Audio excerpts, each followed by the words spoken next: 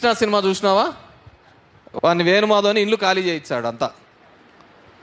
వేణుమాధవ్ అని ఇల్లు ఖాళీ చేస్తే నువ్వు ముందు ఈడ ఖాళీ చేయాలా, ఈడ లేనిది లేదు బ్రహ్మానందం ఇల్లు అంటే.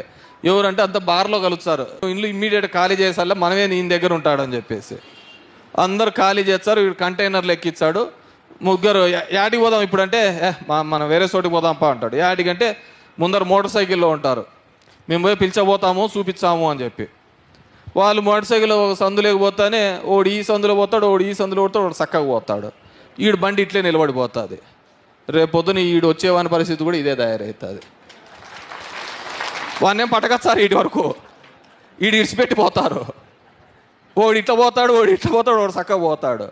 వాడు తెలుగుదేశం వాడు పోతాడు, జనసేన పోతాడు, ఈడి కూడా సూర్య ఇట్లా పోతాడు.